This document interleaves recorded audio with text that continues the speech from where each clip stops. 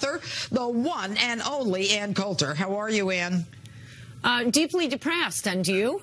I am certainly concerned, but let's talk about why you're depressed.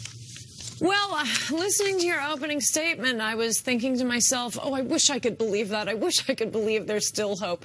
I can't see any way to sugarcoat what a disaster this is. I mean, there are 24 Republicans in the Senate who voted against the Omnibus spending bill, and about half of them did it for the right reason, like Senators Tom Cotton and David Perdue and Ron Johnson and a few others. So, you know, maybe we can run them for president. But there was only one guy who said at every speech, at every rally for 2 years, that he would build the wall. And he has now signed a bill to prohibit the building the wall. You know, you say that he did it, and he claims he did it, although I note the Wall Street Journal said he did it because he wanted to go to Mar-a-Lago. Oh, that's baloney. That's your corporate newspaper. No, it's not my corporate anything. This guy is the hardest working guy who's ever been in that White House. He doesn't sleep, and he works day and night. But, you know, it didn't pay off here. You know why? Because the Republicans didn't care enough. No, but we knew that. We knew that from Trump's campaign. We knew they were swine. We thought he was perhaps not the world's greatest negotiator, but a negotiator. And we got nothing, nothing, nothing. Chuck Schumer's flack is tweeting out, we're getting tired of winning. And this business about how he did it to protect, you know, national defense and how important it is. There is no more crucial attack on our national defense than the fact that we don't have a wall. More people are dying, as you were saying in your opening statement, more people are dying every year from heroin and fentanyl overdoses than died each year than died in the entire course of the Vietnam War. And that is 100% because we do not have a wall at our border. I mean, if I thought there were any hope, there are things Trump can do. Somebody's got to, you know, brush up on the Constitution. He's the commander-in-chief. It's his job to protect our borders. What can he do? How can he do it? Now, given what he's got, how can he do that? And by the way, you can't make light of North Korea with the wackadoo over there, Rocket Man. You know, you can't. No, and Iran, who's committed to destroying North Korea, look, for Trump to be saying, and if China won't deal with North Korea, we will. It's on the order of the premier of China saying, and if America won't deal with Mexico, we will. North Korea is China's problem. Mexico's our problem. Except North Korea is threatening to kill us, not China. They're not going to do that. That's crazy. Were you with the basketball player with Dennis Rodman? You in on some private talks? No, but I've seen the missiles. They go like that. What can the president do? What can the president do as commander-in-chief? On the day after his inauguration, it's his authority under the Constitution that cannot be taken away from him by any legislature, by any court. I'm quite confident the Supreme Court would uphold this to defend our borders. I mean, he has the last war that had a declaration of war from Congress in it was World War II.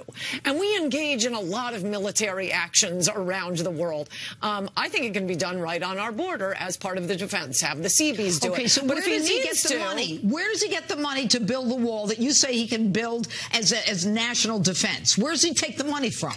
The same place Reagan took the money to invade Grenada, the same place he took the money to bomb Syria. He has money to spend on national defense, and this is a much bigger problem of national defense. This is our people being attacked with chemical warfare, not allegedly, you know, Syrians. And what about DACA, real fast? I know immigration's a big issue for you. I mean, even the Democrats didn't want DACA, and he's willing to give it away. What's that about? I don't think he should have been willing. I mean, I think the opening gambit should be, we'll talk about DACA when we have a wall, but I'll leave that aside since now we have no funding for a wall and no funding for sanctuary cities, and he's only supposed to paint fences down by the San Diego border.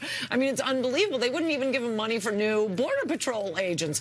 They wouldn't give him money for detention facilities, but all of this can be done under his powers as commander-in-chief if he cared and if he wanted to do it. Unfortunately, I think the fact that he signed this omnibus bill is the last straw, and this just says he never wanted to do it. Disagree, but Ann Coulter, it's always good getting your perspective. All right. And with me now, conservative columnist Ann Coulter. You know, Ann, I have to tell you, this thing starts as a New York Times piece, but the amazing part of it was that apparently the genesis of this thing is that somebody had hacked into the account, which is how we found out about this in the first place, which is why they aren't supposed to have these personal email accounts. I have a new theory on this, and that is one we've never occurred to because or thought of because it just seems like it's so corrupt and she's such an, Evita Peron. I think Hillary's just really dumb. We always thought, Bill Clinton was the smart one, but as you went through in your opening, I mean, the Whitewater files, the Vince Foster files, the cattle futures. This is the sort of thing someone from the private sector who's just been appointed to, an ambassadorship might do. But this Ann, woman she's not had been stupid. First Lady. Oh, I don't know about that. She had been First Lady. She was Secretary of State. We know she's planning on running for president, and it doesn't occur to her that this is going to look bad. Oh, you know why I would buy that, Ann? I would buy that if she didn't have the servers at her home in Chappaqua in my county of Westchester on the day that she's going for Senate confirmation for Secretary of State. She Bill knew. Clinton never would have done this. And we have always heard from one of their professors at Yale, the federal judge, I think he said this publicly, I know he said it to us, who taught Bill and Hillary Clinton as well as Clarence Thomas at Yale Law School. He said, yeah, I had them all. One was smart, one was really smart, and one was dumb.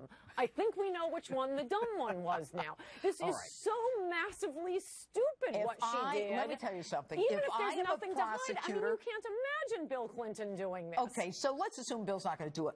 I'm a prosecutor. The first thing I'm going for, Ann, is that private server in the home. Do you think they have that?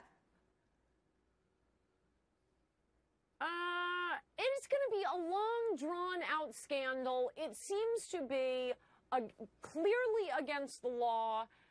It's so stupid. It is such a self-inflicted wound. It reminds us of all the worst parts of the entire Clinton era. But, I mean, at least her husband was always just, molesting the interns and then lying about it under oath. With her, it's just something that is so stupid. I can't imagine having been through everything she has been through to do this again without thinking, I wonder if this will raise eyebrows. I think she's dumb, but Janine, when we I want to see her out, SAT scores. When we find out there's $25 million from the Saudis, all right, that shouldn't be on a government email. She shouldn't have been doing that, right? That's not so proper. So maybe she's not stupid. She says, look, I'd rather get the $25 million for the Clinton Foundation and risk a few days of bad press. Is this going to impact her race for president? Yes, I think it will. I think it will. And particularly if people realize that before the Democrats run her, they better start demanding her LSAT scores and her SATs. I used to just want them from Pinch-Sulzberger. I want them from Hillary. I now realize the whole thing has been a mistake. Yes, corrupt. Yes, Evita. But the real problem is she is dumb. Okay. After that, the question that I have is, what about the rest of the State Department? As a judge, I would look at Freedom of Information requests, all right, that where they would bring them before me. This State Department, for 4 years, they're getting Freedom of Information requests, and they're saying no permanent, no relevant, pertinent information. Didn't someone in the State Department say, I'm going through the government email, there's nothing in it? Yes, that does many of things about this raise eyebrows. But, yeah, I mean, especially in the middle of the whole Benghazi thing. But, in the Benghazi thing, she went up to the father of one of the SEALs, I guess, who had died at the funeral and said, don't worry, we're going to get the guy who made that videotape. Yeah. No. Yeah. Even Obama didn't say that. He sends other people out to say stupid stuff. And when she had in the middle of the whole Clinton impeachment, you get her accusation of a vast right-wing conspiracy, which became a big joke. Bill Clinton isn't that stupid. He is at least politically deft, creepy. It's just one stupid political move, sticking her foot in her mouth, creating these huge problems. You're right about the FOIA request. You're right about this whole thing. All right, Ann Coulter, always good to have you on. But I got to tell you, Ann, that thing about we're going to get the guy who made the video, that's about the First Amendment. The future of that one yet to be seen. Ann Coulter, thank you.